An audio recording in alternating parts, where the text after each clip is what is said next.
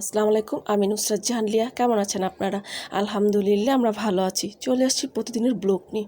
আজকে চলে আসছি গরম, খুব ভ্যাপসা একটা গরম পড়েছে, খুবই গরম। তো গরমের মধ্যে কিন্তু আমি সবসময় বলি বেশি করে পানি আর শরবত খাওয়ার জন্য। তো আজকে আমি একটু ভিন্ন রকমের একটা শরবত নিয়ে আসছি। আসুন দেখাই, শেয়ার করি। নিয়ে নিয়েছি ব্লেন্ডারের ঝাড়ের মধ্যে দিয়ে দিচ্ছি বাংরি। বাংরিটা আমি আগে থেকে ছিলে ছোট ছোট টুকরো করে নিয়েছি। এই তো দিয়ে দিচ্ছি লেবুর রস,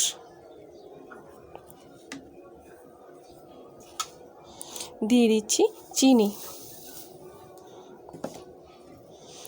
নর্মাল পানি,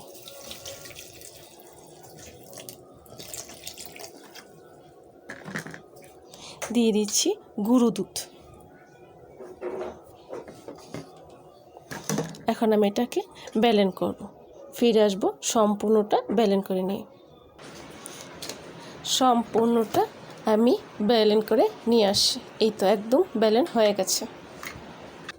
নিয়ে নিচ্ছি দুটো গ্লাস, আর গ্লাসের মধ্যে দিয়ে দিচ্ছি আইস। আমি কিন্তু এখানে নর্মাল পানি দিয়েছি, আপনারা চাইলে ফ্রিজের পানিও দিতে পারেন। দিয়ে দিচ্ছি কলাগুলো আমি একদম ছোট ছোট পিস করে নিয়েছি। দিয়ে দিচ্ছি ব্লেন্ড করে রাখা বাংরি জুসটা।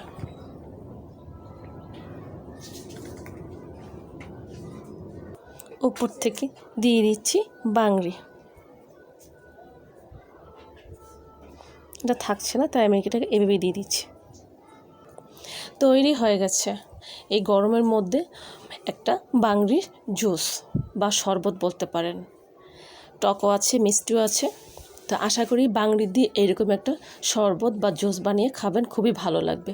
ভালো লাগলে আমাকে কমেন্টস করে জানাবেন, সাবস্ক্রাইব করে দেবেন, আমার পাশে থাকবেন আর আমাকে অনেক অনেক সাপোর্ট করবেন। আজ এই পর্যন্তই। সব ভালো থাকেন, সুস্থ থাকেন, আবার আসবো। আল্লাহ হাফেজ।